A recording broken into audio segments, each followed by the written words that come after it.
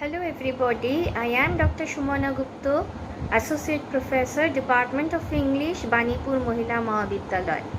And in this research sharing group, I have been assigned the text Beloved by Toni Morrison, which falls in the CBCS syllabus semester 3 core 5 paper, the American literature paper. Okay, so before going to the text Beloved, I shall be speaking about briefly about Toni Morrison and the tradition of the African American literature.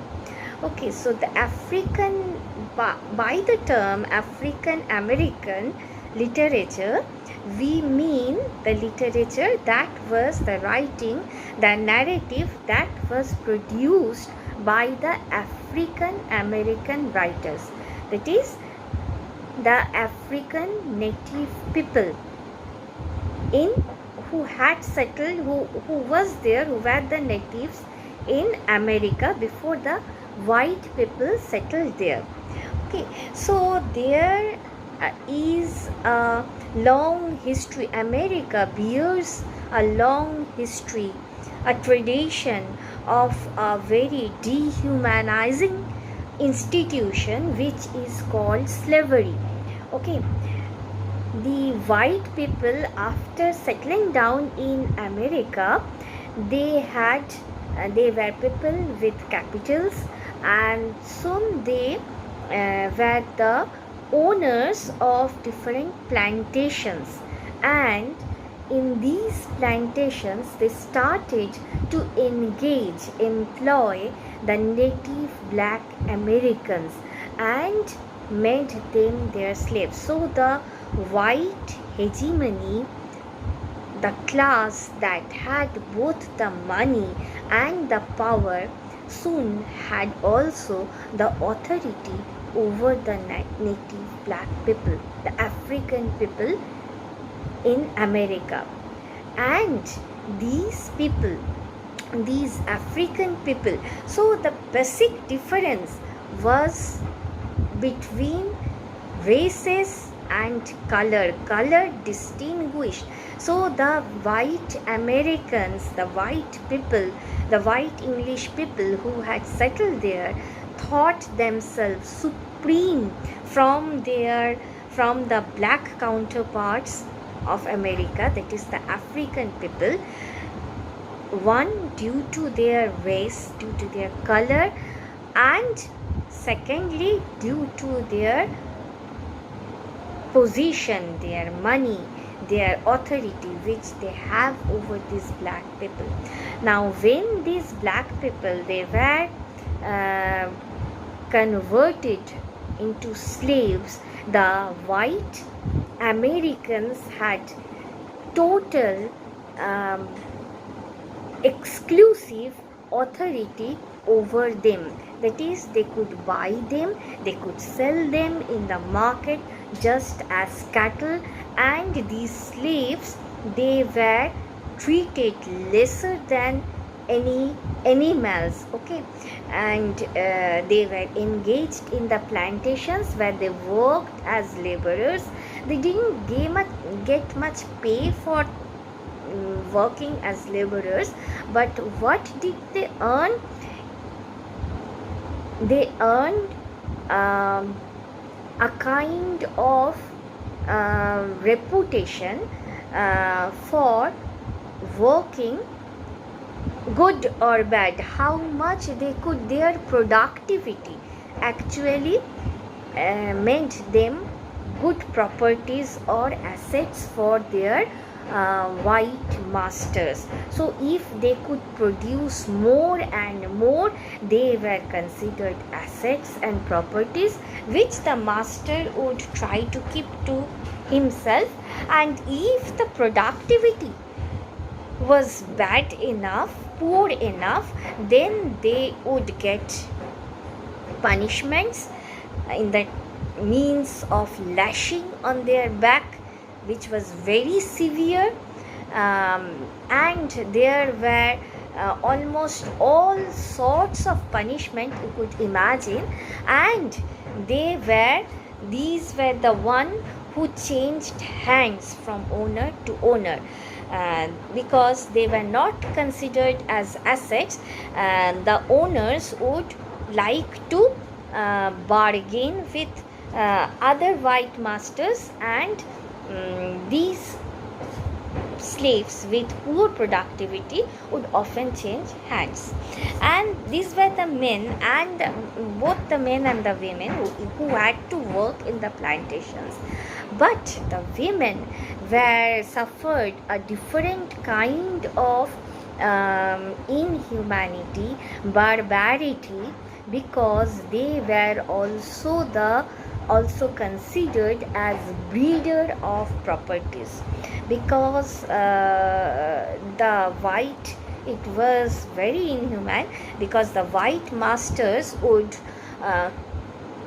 actually wanted these women, these black women, to mate and produce children, and if it was a male child, then it would be a property of the white master. So they encouraged breeding, and these slaves, they didn't have any name. They were either distinguished by numbers or by alphabetical orders. Okay, even in your text, beloved, you will find Paul D, means there were Paul A, B, C, and this is Paul D.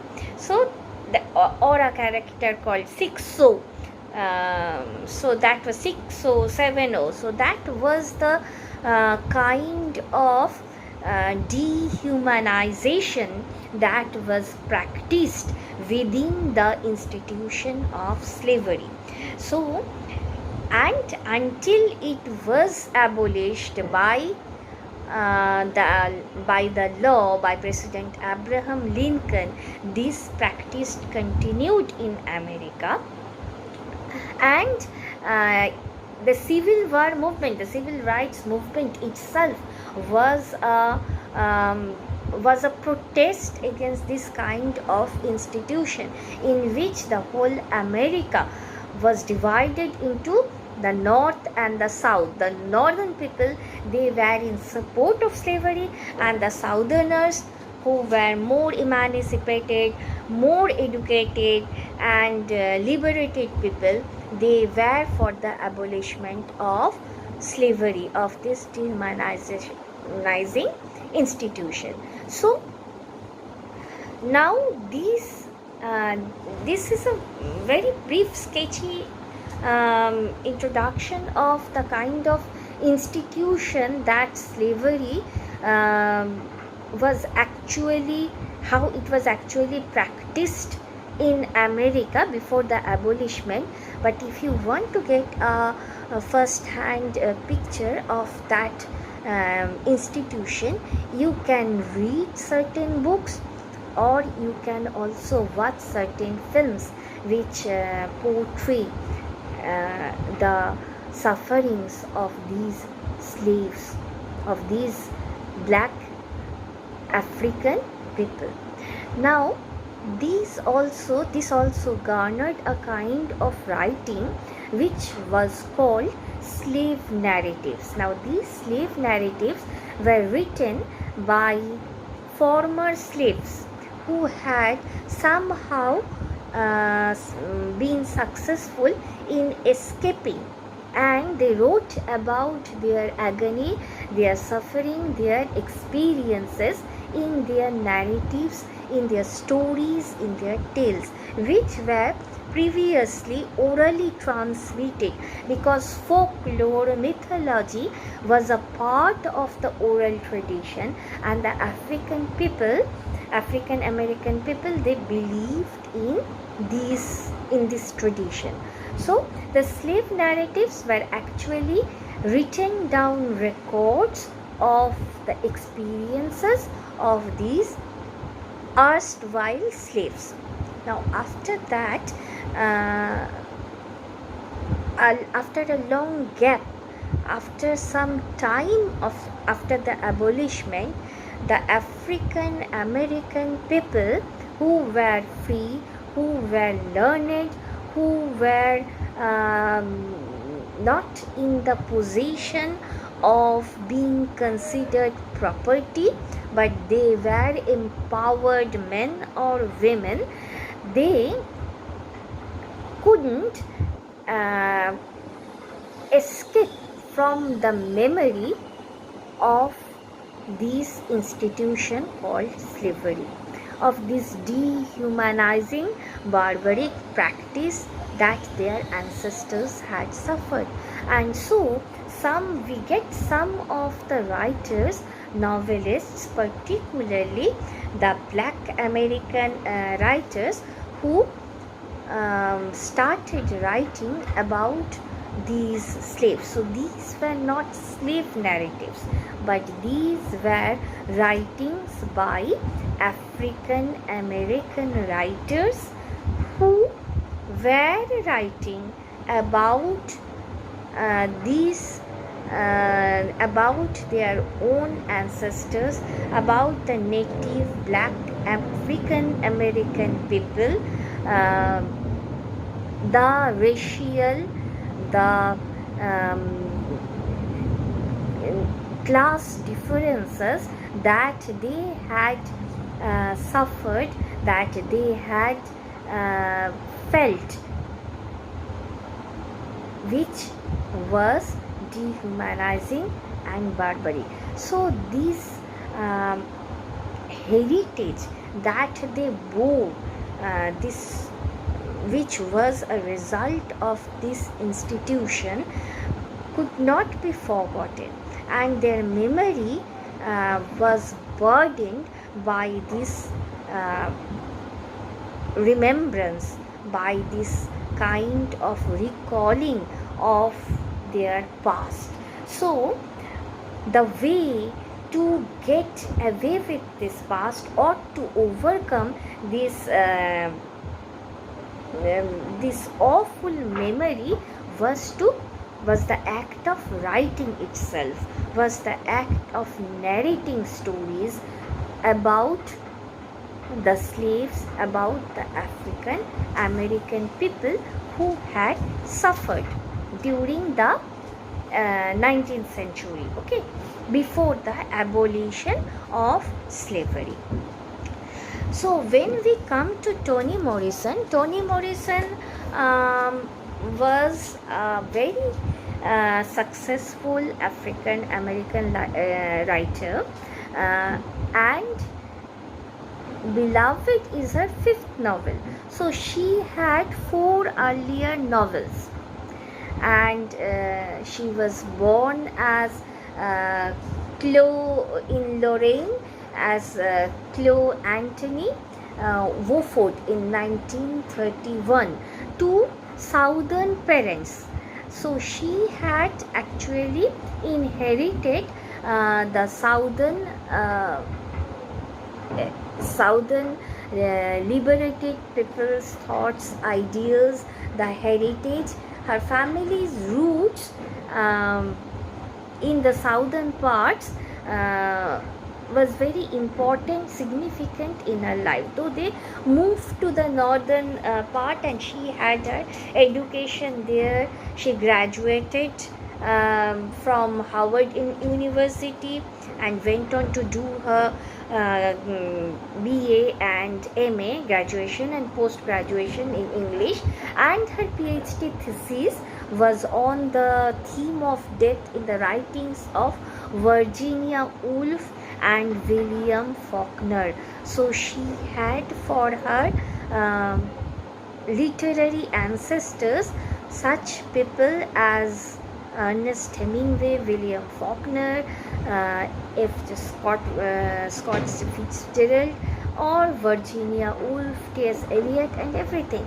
So she was a very well read from a very early childhood. She had this habit of reading, and she started her career as both a teacher, and then she went on to become an editor in the very distinguished Random House. Okay, so and then in her first marriage ended in 1958, and in 1964 she joined a writers group in Washington, and then only she began to pay attention to that aspect of her creativity which would produce a lot of books, lot of novels, lot of writing that will be remembered by the posterity. So as she was working as an editor in um, in New York City, at Random House, she rose to the rank of senior editor with the publisher, but which was a position that only very few black people in her time could hold.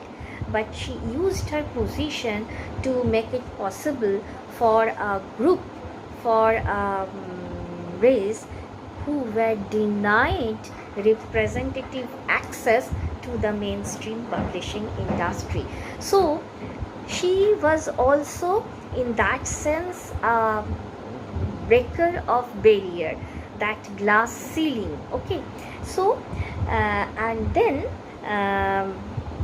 she started writing herself, and she in 1970 she published her first book, The Bluest Eye, and which was a very good successful story. And in that novel she explores issues of black identity, self-love, self-hatred in a world in which the violence of race and gender makes it extremely difficult for a large number of people to find their dignity again in their lives. And these large number of people refers to the black people. Okay, so these were her predominant themes in her first novel. And the second novel was Sula, which generated more negative and positive critical responses, and that was written from an adult viewpoint. Okay, so then again this was her second book. And while doing this in 1974, Morrison took up an important project of her career, one of the important projects of her career, that is the editorship of the Black Book. Okay, so this Black Book was a collection of 19th and 20th century black memorabilia woven into a complex documentation of the African American experiences in America. And here she found the story of one Margaret Garner. Okay, in 1850s, this woman who was a fugitive slave, she was from Kentucky. She was fleeing, escaping her owners, but she was tracked to Ohio by her authorities, and she was caught, and in a small settlement outside of the Cincinnati, she was caught there by her owners, but she resisted this returning back to slavery, and in an attempt to resist that, she had 3 children, and she would have killed all 3, but she became successful in killing 1 children. Okay, when she was caught by the authorities. Now Toni Morrison was struck by the enormity of this deed of a mother deciding to kill her own child. Okay, and she was it kept haunting her because she thought, how would she act or react upon it? Okay, had she any right to judge the mother? Now this incident actually went on to make it to the papers, and it created a great furor among the civil society. Okay, and it was not known actually how many mothers before that had been really attempted or killed their own children, but this was brought into focus by the media. So this was an incident which disturbed Morrison very much, and she kept it in her memory. Okay, what happened after that? She wrote her fourth novel, The Tar Baby, and there was which also featured in the Newsweek. But then afterwards, and many, she was already making news in the American literary world, and awards were coming her way. But in 1987 she finally published Beloved, and that Margaret Garner incident was the kernel of the story. It was the idea that germinated into the novel Beloved. Okay, how we shall come to it? It is set in, the Beloved story was set in the 19 not in the 19s, but in 1873. So it was after a decade that Toni Morrison had worked on the project of Black Book that she came upon writing Beloved, and she set her novel in the 1873. But what she wanted to do in this novel was to explore the nature of slavery. It was not a slave narrative, but a kind of exploration not into the nature of slavery from an intellectual point of view or slave narrative perspective, but from day to day lived experiences of the slaves. Okay, so that is the difference. So Toni Morrison was not writing this novel as an intellectual writer or as a slave narrative.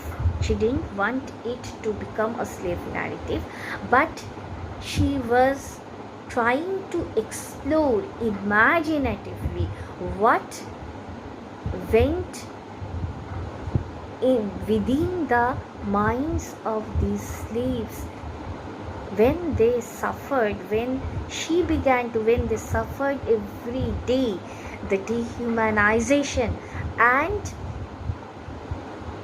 what kind of memory did they have, and did they want to remember that, forget that, or what happened to them if they tried to remember or recollect it.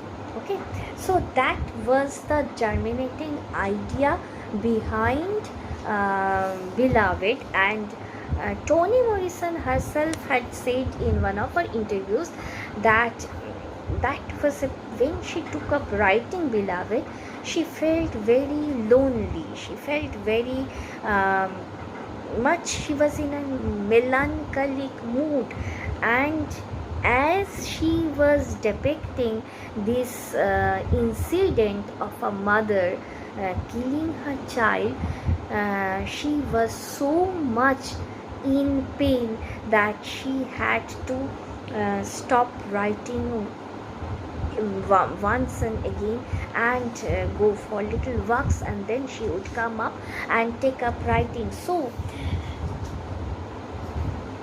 what actually bothered Toni Morrison was not actually the enormity of Margaret Garner's crime, but even in the brutality, in the face of the brutality of the institution, what was what was the worst thing for a mother to do? uh, to to return back to slavery, to make her child a living death, and to suffer the pain and agony of that dehumanizing institution, or to just end their life. So she said that she was in no she was not in the position to judge the character Seth. Here in the beloved, in the text, it is Seth who is modeled, but she is not actually Margaret Garner, but she is modeled upon that story of Margaret Garner, the fugitive slave. It is Seth, former slave who 18 years ago had escaped from Kentucky to Ohio, and ahead of her she had sent her 3 children, okay, two boys and 1 baby girl, and on her way she had delivered another baby girl with the help of that is another story, we will come to that, with the help of another escaping slave who is white, not black, Amy Denver. Okay, so after she reaches her home, she is tracked back by her owner to her new home,